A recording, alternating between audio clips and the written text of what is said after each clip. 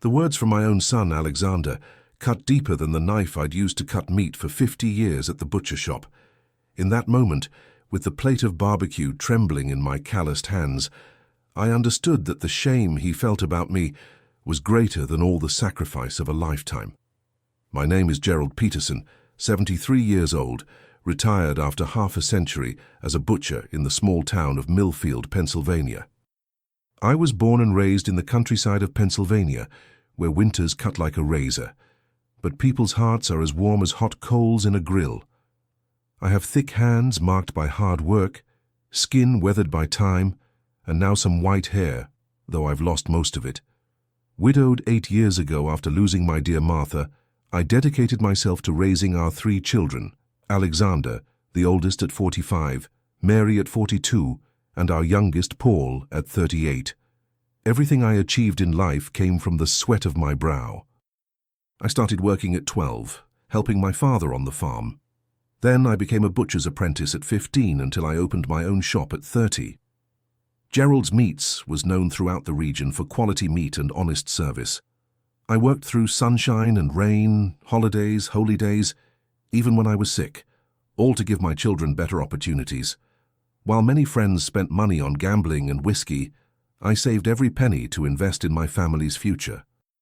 I insisted they all get an education, unlike me who only finished elementary school. Alexander, the same one who is now ashamed of his father, was the first in our family to attend college, business administration at Penn State, all paid for with money from my butcher shop. Before continuing this story, I'd like to thank the Grandpa's Voice channel for letting me share my story. And I ask you watching to subscribe to the channel.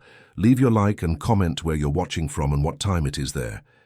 Every day there's a new story here from people like me who have much to share after a lifetime of work. I sincerely thank you for your attention and company.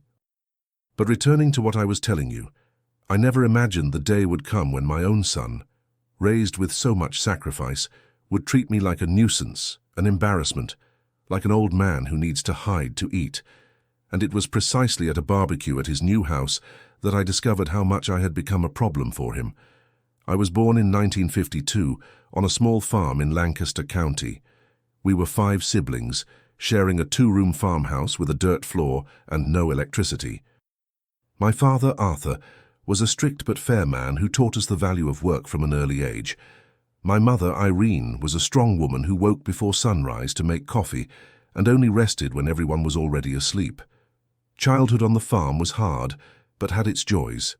I played barefoot in the mud, bathed in the creek that ran through our property, and picked fruit straight from the trees. I studied in a rural schoolhouse until 4th grade. It was an hour's walk there, and another hour back with books tied together with string. The teacher, Mrs. Olson, said I had a good head for math, but I had to leave school early to help with the farm work. Leaving school was heartbreaking, but that's how it was back then. Family survival came first.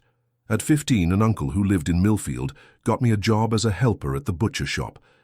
I left home with a bundle of clothes and my parents' blessing. I was a scared kid, but determined to make something of myself. I learned the trade quickly, how to cut each type of meat, how to treat customers well, how not to waste anything. "We don't even waste the cow's moo," old Mr. Stevens would say, a short, energetic man who became like a second father to me. The routine was demanding. I woke at 4 a.m. to pick up meat from the slaughterhouse. I cleaned everything before opening at 7 and didn't close the shop until 7 at night.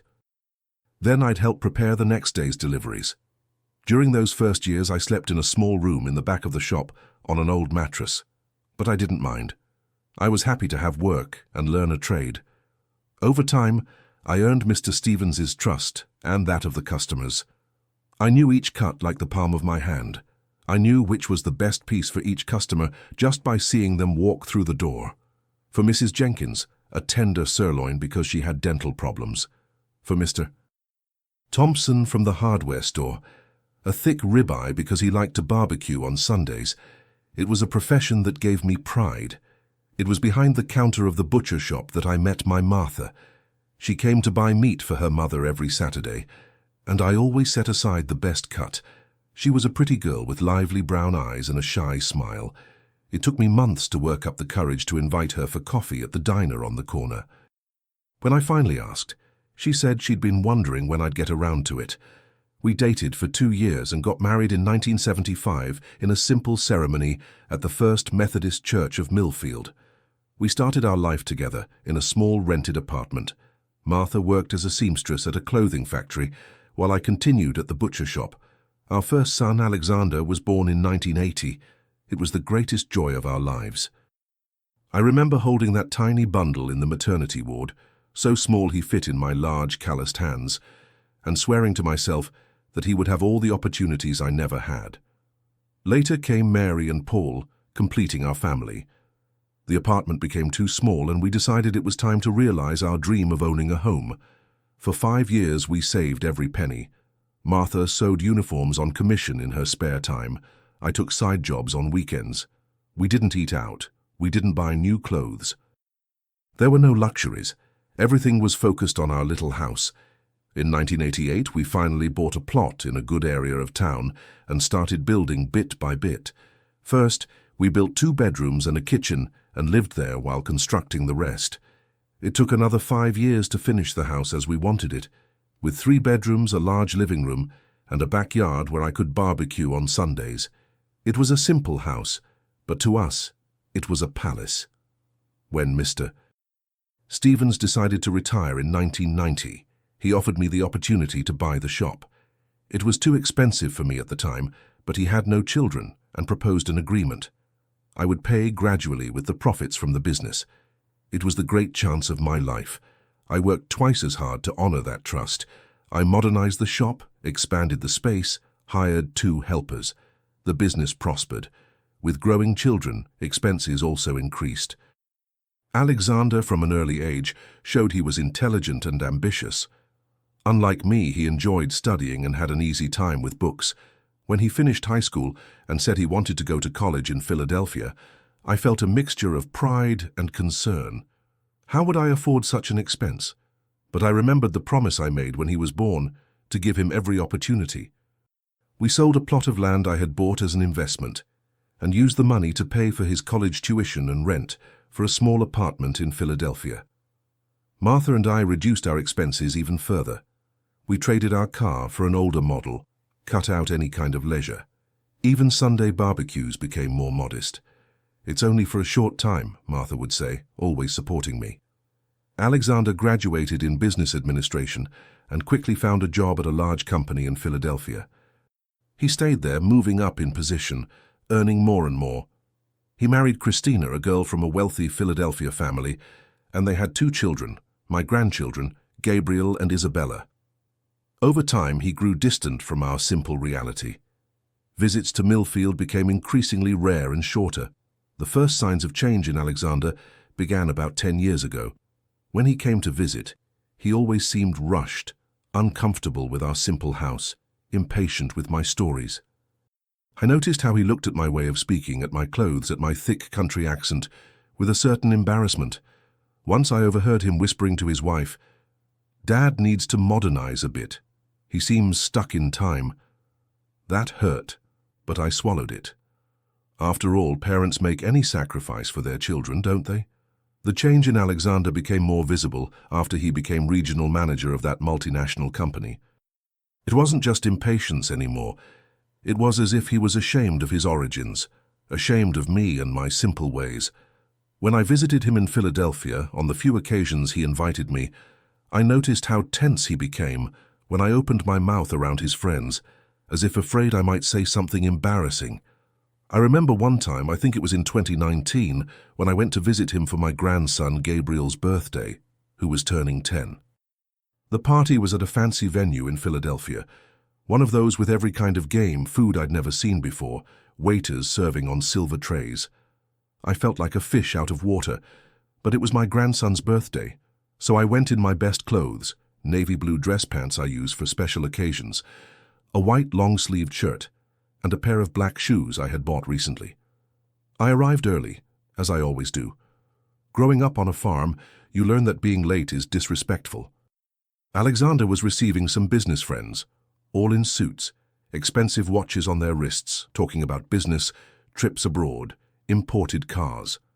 When he saw me, he quickly came in my direction, greeted me with an awkward hug and whispered, "Dad, why did you come so early? The party doesn't start for another half hour." "Son, I came early to help with anything if needed," I replied, not understanding the problem. He gave a nervous smile, glancing at his friends. "That's not necessary, everything's under control. Would you like a soda? You can sit over at that table. Christina will bring her parents to sit with you soon." He left me sitting there alone for almost an hour. When the other grandparents arrived, I immediately saw they were people of another class. My grandchildren's maternal grandfather was a retired doctor, full of airs, and the grandmother was a university professor. They tried to make conversation, but it was as if we spoke different languages. When I mentioned the butcher shop, how I knew meat better than anyone in the region, I saw the doctor wrinkle his nose as if I'd said something indecent. During the party, I noticed that Alexander avoided introducing me to his important friends. When one of them asked who I was, I heard him answer quietly, "He's an uncle from back home." That kept hammering in my head. An uncle? Why not say I was his father, the birthday boy's grandfather? But even so, I swallowed my pride. Parents make sacrifices for their children. I always believed that. I continued attending Sunday lunches when invited, bringing presents for my grandchildren, trying to get closer. I thought it was just a phase, that Alexander would soon realize the value of his roots. The years passed, and the situation only worsened. In 2022, Alexander bought a large house in a gated community in Philadelphia, one of those with security at the entrance, wide streets, and houses that look more like mansions. When he invited me to see it, I was excited.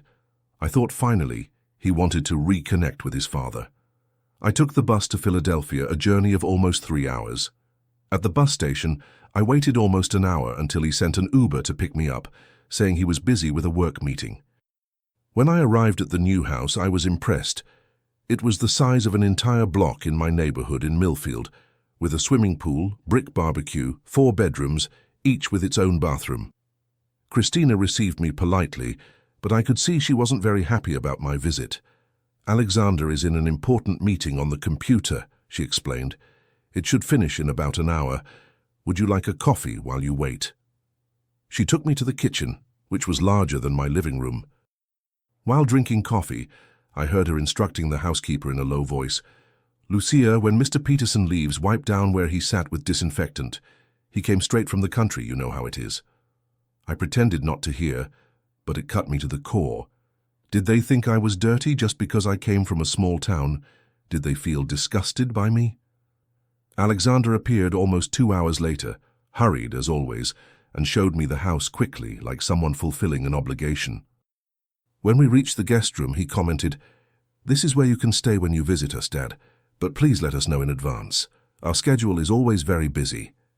I left with a lump in my throat. The house had 4 enormous bedrooms, and yet I needed to give advance notice to be received. Had I become a nuisance in my own son's life? The episode that changed everything happened exactly 3 months ago, in May 2025. Alexander called me on a Friday, inviting me to a barbecue he was hosting on Sunday to celebrate a promotion he had received at work. I was surprised by the invitation, since it had been more than 6 months since he'd invited me anywhere. "Of course I'll come, son. What time does it start?" "Around noon, Dad, but you can come a bit later, like around 2 in the afternoon. The most important guests will arrive early." That "most important" echoed in my head. Was I not important to him? But I decided to go anyway. After all, he was my son, and I was proud of his promotion. On Sunday, I prepared a bag with a gift, a special set of barbecue knives I had saved. It was an old set, good quality, that I had received from Mr. Stevens years ago. It wasn't expensive, but it had sentimental value, and I thought it would be an appropriate gift for the occasion. I took the early bus and arrived in Philadelphia around 11 a.m. Since I didn't want to arrive before the agreed time, I went to a park near his house and sat on a bench, killing time. At 2 p.m. sharp, I rang the intercom at the community entrance. When I arrived at the house, the barbecue was already lively. There were about 20 people in the backyard around the pool. Loud music, waiters serving drinks, the smell of good meat in the air. Alexander received me at the door, visibly tense. "Dad, you're here. That's good. Look, it's pretty crowded out there. All my work colleagues and some important clients. Would you mind staying in here for now? It'll cool down soon and people will come inside." I found it strange, but I agreed. I stayed in the living room alone, watching the activity through the window. Hours passed and no one came in. Once in a while, Alexander would appear, ask if I needed anything, and return to the party. I began to feel like an intruder hiding in my own son's house. Around 4 p.m., my stomach started growling. I hadn't eaten lunch, expecting to eat at the barbecue. I decided to go to the grill to get a piece of meat. When I stepped into the backyard, I noticed Alexander's eyes widen when he saw me. I went to the grill, served myself a piece of ribeye and a sausage, put some cornbread and coleslaw on my plate and looked for a place to sit. All the tables were occupied by groups talking animatedly. No one offered me a seat. No one seemed to notice me. I stood there with my plate in hand, feeling invisible. It was then that Alexander quickly came in my direction, gently took my arm and whispered, "Dad, please, could you eat inside? These are very important clients and you know, your way of talking, your clothes. I don't want them to think the company lacks class." I looked at him, unable to believe what I was hearing. My own son was asking me not to mix with his important guests. "Where do you want me to eat then?" I asked, feeling a lump in my throat. He looked around nervously as if searching for a solution. Then he replied quietly, looking at the ground, "There's a small table in the service bathroom near the staff area. You could eat there, it's more private. Afterwards, I'll come talk to you, I promise." It was at that moment he said those words that opened this story. "Eat in the bathroom, ugly old man. Nobody needs to see you." I was paralyzed. The plate trembled in my hand. I looked into his eyes, searching for some sign of the boy I had raised with so much love, for whom I had sacrificed so many dreams. I found nothing but shame and irritation. At that moment, something broke inside me. It wasn't just grief or sadness anymore. It was a mixture of anger, disappointment, and above all, a clarity I had never felt before. For the first time, I saw Alexander for what he had really become, an empty man, concerned only with appearances, capable of humiliating his own father to impress people who didn't care about him at all. "No, Alexander, I won't eat in the bathroom like a stray dog you hide from the neighbors," I replied, trying to keep my voice steady despite the tremor I felt inside. "Dad, please don't make a scene," he begged, looking around to see if anyone was listening. "I'm just asking a favor. It's very important for my career to make a good impression." That's when I responded, more to myself than to him. "And I'm not important. What happened to you, son? What did I do wrong in raising you for you to be ashamed of me like this?" He didn't answer, just kept looking around, clearly more concerned about someone overhearing our conversation than with my feelings. I placed the plate on a nearby table and said, "I'm leaving. When you remember who you are and where you came from, look me up." I turned my back and started walking toward the exit. I heard Alexander call after me, half-heartedly, but I didn't look back. Something had changed inside me. I was no longer just the disillusioned father, but a man who finally saw reality clearly. And this clarity, as painful as it was, gave me a strength I didn't know I had. I left that house determined not to be treated as an error to be hidden, as a source of shame. I was Gerald Peterson. I had built a dignified life with my own hands. I had raised 3 children. I had been respected in my community. If my own son couldn't see value in that, the problem was his, not mine. On the way to the bus station, while waiting for the bus that would take me back to Millfield, I began to think about everything that had happened in recent years. The small humiliations, the signs I had ignored, the excuses I had invented to justify Alexander's behavior. I realized that out of love, I had allowed myself to be diminished little by little, until I almost accepted eating in the service bathroom so as not to embarrass my son. That night, alone in my house in Millfield, sitting on the porch, looking at the stars as I used to do with Martha, I made a decision. I would no longer allow myself to be treated that way, not by Alexander, not by anyone, and most importantly, I would show him that respect isn't bought with money or social status. Respect is earned through character, through dignity, and that, thank God, I had in abundance. In the days that followed, I kept mulling over that situation. Alexander didn't call to apologize, which only confirmed how much he had changed. My other children, Mary and Paul, who had always been closer and more humble, were outraged when I told them what had happened. "Dad, that's unacceptable. You should cut ties with Alexander," said Mary, always more explosive. "He's not the brother we knew anymore, Dad. The money and status have gone to his head," added Paul. But I, despite the hurt, still hoped Alexander might return to being the son I once knew. Deep down, every father wants to believe the best of his children, doesn't he? A week after the incident, I received an unexpected visit. It was Mrs. Henderson, a 78-year-old lady who had been our neighbor for decades before moving to Philadelphia to be closer to her daughter. I was surprised to see her at my door. "Mr. Peterson, excuse me for showing up without warning, but I really needed to speak with you," she said with that polite manner of hers. I invited her in, offered coffee, and we sat in the living room. It was then that she told me something that would change everything. "Mr. Peterson, I was at your son Alexander's barbecue last Sunday. My daughter Denise works at the same company as him, and we were invited. I saw what happened. I saw how he treated you." I felt my face burn with shame, but Mrs. Henderson continued. "I'm not here to talk about his behavior, but to tell you something you need to know.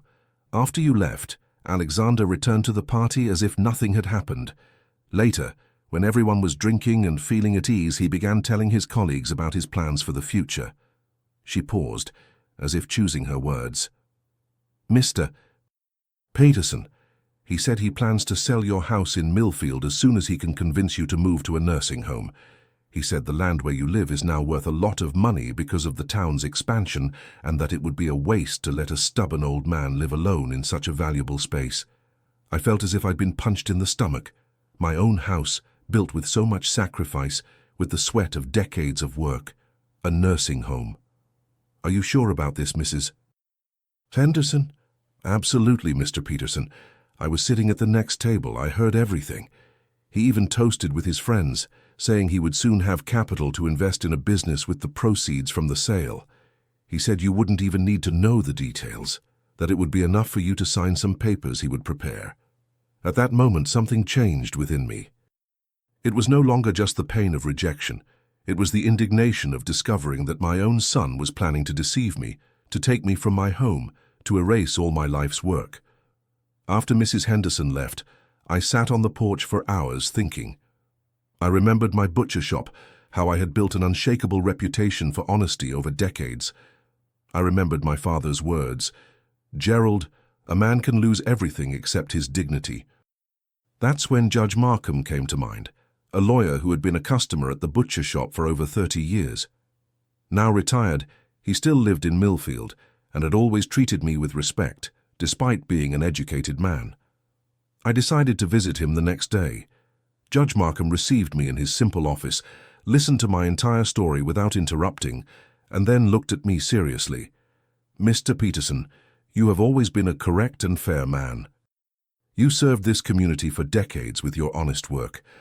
What your son is planning to do is not only morally reprehensible, it's potentially illegal if he tries to deceive you into signing documents." He thought for a moment and continued. "Let's do this. You are the sole owner of your house, correct?" I confirmed that yes, the house was paid off and registered only in my name. "Excellent. We'll prepare documentation that protects your interests. First, a clear will, leaving the house to be divided equally among your 3 children, but only after your passing, guaranteeing your right to lifetime use. Second, a power of attorney for your daughter Mary, who seems trustworthy, so she can intervene if there's any attempt to exert undue pressure on you." I left Judge Markham's office with a calmer mind. I wasn't just protecting myself legally, I was also recovering something I had almost lost, my self-esteem, my dignity. But that wasn't enough. Something inside me said I needed to confront Alexander directly, show him the mistake he was making, make him understand the value of roots, family, honesty. 2 weeks later, I learned from Mary that Alexander was organizing an important dinner at his house to celebrate his 45th birthday. He had invited all family members, including me, probably to keep up appearances. The invitation arrived by text message, cold and formal. That's when I had an idea. I called my other children and explained my plan. They hesitated at first, concerned about the confrontation, but eventually agreed it was necessary. On the day of the dinner, I dressed carefully, put on my best clothes, applied cologne, trimmed my beard. I wanted to look presentable, not for Alexander or his rich friends, but for myself. Mary and Paul picked me up, and we went together to Philadelphia. When we arrived at Alexander's mansion, dinner had already begun. The table was set in the enormous dining room, with fine china, silver cutlery, and expensive flower arrangements. Alexander seemed surprised to see me, but maintained appearances, quickly introducing me to the guests as my father. At least this time he didn't call me uncle. I was politely led to a seat at the end of the table, far from the important guests who occupied the center, near Alexander and Christina. Mary and Paul sat beside me, giving me silent support. During dinner, Alexander made a speech thanking everyone for coming, talking about his professional achievements, his plans for the future. He didn't mention anything about family or roots. It was as if his life had begun when he entered college. When he finished, I saw it was my chance. I asked for attention by raising my water glass. I don't drink alcohol. Haven't for years. Alexander looked uncomfortable, but couldn't stop me from speaking without causing a scene. "I'd like to say a few words, if I may," I began, feeling my heart race. "First, happy birthday, Alexander, 45 years old. It seems like yesterday that I first held you at Millfield General Hospital." I saw Alexander shift uncomfortably in his chair. Many of you here know Alexander the executive, the successful businessman, but I knew Alexander the child, who ran barefoot through the yard of our simple house in Millfield, the boy who asked me to tell him stories before bedtime, the young man who dreamed of making something of himself. The room was in absolute silence now. I'm a simple man with little formal education, but I learned a lot in the school of life. I worked as a butcher for almost 50 years, knowing each customer by name, treating everyone with the same respect, whether doctor or bricklayer. I built a reputation for honesty that no money can buy. I looked directly at Alexander, who seemed to want the floor to open beneath his feet. When my son said he wanted to study business in Philadelphia, I sold a plot of land I had bought as an investment for the future. It was the only asset besides my house that I owned, but I didn't hesitate because I believed education was the greatest gift I could give him. I paused, taking a sip of water. Recently I discovered that my son is ashamed of me, of my calloused hands, my way of speaking, my simple clothes. I discovered he prefers to hide me, have me eat in the bathroom so as not to embarrass him in front of his important friends. I heard some gasps of surprise around the room. Alexander was as red as a beet. But what saddened me most was discovering he plans to sell my house as soon as he can convince me to go to a nursing home. The house I built, brick by brick, working on weekends for years. The house where I raised my 3 children, where I lived with my wife Martha until she left this world. Christina looked shocked at Alexander, clearly unaware of this plan. So today, I want to make some things clear. First, my house in Millfield is legally protected. Judge Markham, my lawyer, has taken care of all the necessary documentation. No one will take me from there against my will. I saw Alexander turn pale. Second, I want everyone here to know that I am not ashamed of my humble origins, my honest work, my lack of formal education. On the contrary, I am proud of the man I became, despite the difficulties. At that moment, I took an envelope from my pocket and placed it on the table. And third, this envelope contains the deed to a plot of land in Millfield, the last one I had left. I was saving it to leave as inheritance, but I decided to advance it. It's divided equally among my 3 children, Alexander, Mary, and Paul, for each to use as they see fit, because despite everything, I still believe the best investment we can make is in family. The room was in absolute silence. I saw tears in the eyes of some guests. Paul and Mary looked at me with pride. Christina appeared in shock, looking at Alexander as if seeing him for the first time. I rose slowly. Thank you all for your attention. Now, if you'll excuse me, I'm going back to my house in Millfield. For those who want to visit me, my door is always open. I don't have a swimming pool or waiters, but I have an honest barbecue and a story to tell. As I headed to the door, I felt a hand on my shoulder. It was Christina with tears in her eyes. Mr. Peterson, I didn't know. I had no idea what Alexander was planning. Please forgive me for any disrespect. You will always be welcome in our home. I gave a gentle smile. There's nothing to forgive, my dear. Each person makes their choices in life, and each choice has its consequences. On the way to the door, several guests came to shake my hand. Some even hugged me. A gentleman in an expensive suit approached and said, I've had a consulting firm for 20 years, Mr. Peterson, and I can say I've learned more about integrity in the last 10 minutes listening to you than in all those years in the corporate world. Alexander remained paralyzed at the table, looking at the floor, unable to face me or join the guests who now treated me with genuine respect. As we were leaving, Mary, Paul, and we heard hurried footsteps behind us. It was Gabriel, my 16-year-old grandson, Alexander's son. He ran up to me and hugged me tight. Grandpa, I want to go with you. Can I stay at your house in Millfield for a few days? I looked at Mary and Paul, surprised. Then I replied, Of course you can, my boy. My house always has room for family. Gabriel turned to his parents who had come after him. Mom, Dad, I want to spend the vacation with Grandpa. I want to learn about our family, about our roots. I think it's time I learned where we came from. Christina nodded with tears in her eyes. Alexander seemed to be fighting an internal battle. Finally, he stepped forward and, for the first time that night, looked directly into my eyes. Dad, his voice faltered. He seemed like a boy again, lost and confused. I don't know what to say. You don't need to say anything now, son, I replied. When you're ready to really talk, you know where to find me. And so we left the mansion, me, Mary, Paul, and Gabriel, my grandson, who chose to know his roots. In the car, Gabriel asked, Grandpa, will you teach me to barbecue like you used to when I was little? I smiled, feeling a peace I hadn't felt in a long time. I'll teach you that and much more, my boy. I'll tell you stories about our family that you've never heard. I'll show you that true wealth isn't measured by money or status, but by character and the bonds we build throughout life. It's been almost 2 months since that dinner at Alexander's house. Much has changed since then, like river water that's never the same when you step in it a second time, as my father used to say. Gabriel stayed with me in Millfield for 3 whole weeks. They were days I treasure in my heart like a treasure. I taught him how to make a real barbecue, the kind where you turn the meat only at the right time with patience.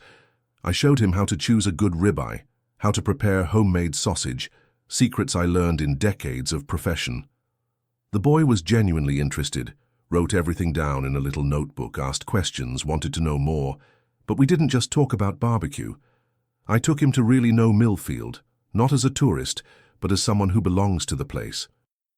I showed him the park where I used to date his grandmother, the building where my butcher shop used to be.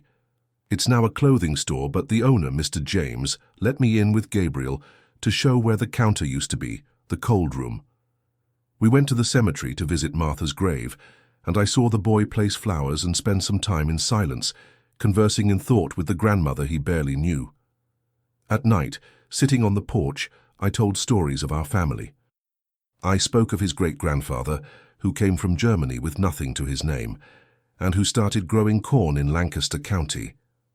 I talked about his great-grandmother, who was a midwife and helped bring more than 300 children into the world in the region. I told funny stories about Alexander as a child, how he was curious and clever, always asking questions about everything. Grandpa, why did my dad change so much? Gabriel asked me one of those nights. I thought carefully before answering. I didn't want to speak ill of his father. After all, despite everything, Alexander is my son and I love him. You know, my boy, sometimes people get lost along the way. Your father wanted so badly to improve his life, to provide comfort for you all, that he ended up forgetting where he came from. And when we forget our roots, we're like a tree without a foundation. We sway with any wind. Gabriel was thoughtful, looking at the stars. I don't want to be like that, Grandpa. I want to be successful, but without forgetting who I am and where I came from. That filled my heart with hope. Perhaps through the grandson, the lessons I tried to pass on to the son would finally bear fruit. A week after Gabriel's return to Philadelphia, I received an unexpected visit. It was Alexander alone, without Christina or the children. He seemed different, less arrogant, more like the boy I knew. "Dad, may I come in?" he asked, almost timidly. I opened the door and invited him into the kitchen. I made coffee, as in the old days, and we sat at the simple wooden table where so many family meals had been shared. "Dad, I've come to ask forgiveness," he said after a long silence. "I have no excuse for the way I treated you. I was an ungrateful, arrogant, petty son." He had tears in his eyes, something I hadn't seen since he was a child. After that dinner, many things changed. Christina almost left me. She said she no longer recognized the man she married. My children, especially Gabriel, look at me differently. And at work, well, several clients cancelled contracts after hearing how I treated my own father. I didn't respond immediately. I let him speak, let him get everything out that he was feeling. I've spent these days reflecting on what kind of man I've become. I remembered when I was small and you would take me to the butcher shop. You taught me the importance of being honest, of treating everyone with respect. Somewhere along the way, I forgot all that. Finally, I spoke. "Son, the door to my house and my heart has always been open for you. I was hurt, yes, but I never stopped loving you. We're family and family forgives." Alexander stood up and hugged me, sobbing like a child. We stayed that way for a good while, father and son, healing wounds that seemed too deep to heal. In the days that followed, I received more visits. Christina came with Isabella, my youngest granddaughter, who at 14 was curious to know her grandfather better. Mary and Paul appeared frequently, bringing the nieces and nephews, transforming my simple house once again into the family meeting point. As in the times when Martha was alive, Alexander began to change. Not overnight, of course. Such transformations take time. But he started visiting me regularly, sometimes alone, sometimes with the family. During one of these visits, he told me he had turned down a promotion that would require more travel and less time with the family. "Dad, I realized I was trading what really matters for things that in the end are worth nothing. Money, status, recognition.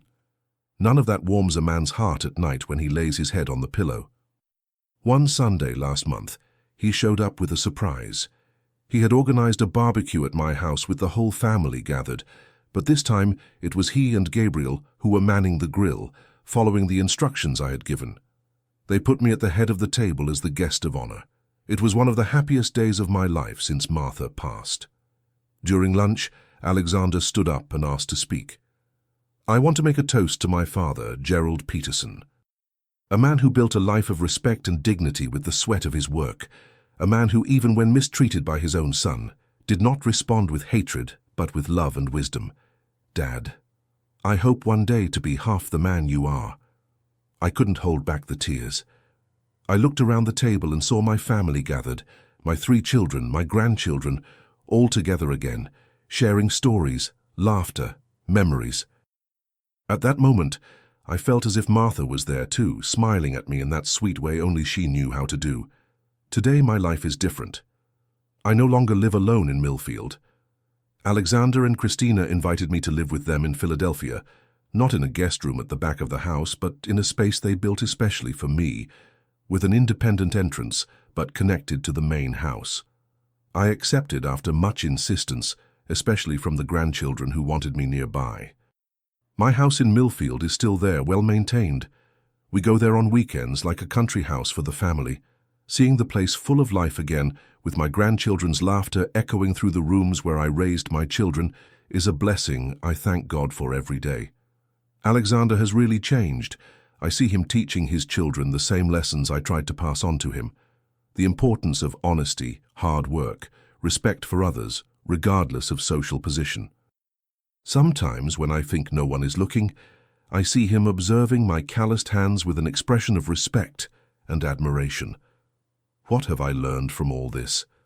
That the true value of a man is not in the car he drives, the clothes he wears, or the position he holds. It's in character, in dignity, and the capacity to love and forgive even when it hurts. It's in remembering where you came from, honoring your roots, and passing these values forward. I also learned it's never too late to rebuild bridges. Alexander had lost his way, but he found his way back, and I, despite all the hurt, kept the door open. Because that's what family is. Sometimes we hurt each other, sometimes we make big mistakes, but in the end what matters is the love that unites us. The other day, Gabriel asked me, "Grandpa, aren't you angry with my dad for what he did?"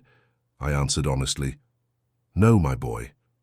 I was hurt, yes, but anger is a feeling that corrodes us from the inside. Your father made mistakes, recognized his errors, and is trying to fix them. What more can a father ask for? Life is like that, full of ups and downs, of lessons that sometimes come in the most painful way. But if we keep our hearts open and our dignity intact, in the end, everything works out. As my Martha used to say, "Gerald, the world turns, but he who walks straight always finds his way home." If you've made it this far, I thank you from the bottom of my heart. Subscribe to the channel and leave your like. Comment where you're watching from and what time it is there. And if you really followed me to the end of this journey, comment the word dignity below. Only those who watched will understand the meaning. I thank the Grandpa's Voice channel for this opportunity to share my story. Who knows, maybe the next one will be even more like yours. A tight hug from this old man, who learned that the greatest legacy we can leave in this life is not money or material goods, but the example of character and the values we pass on to future generations.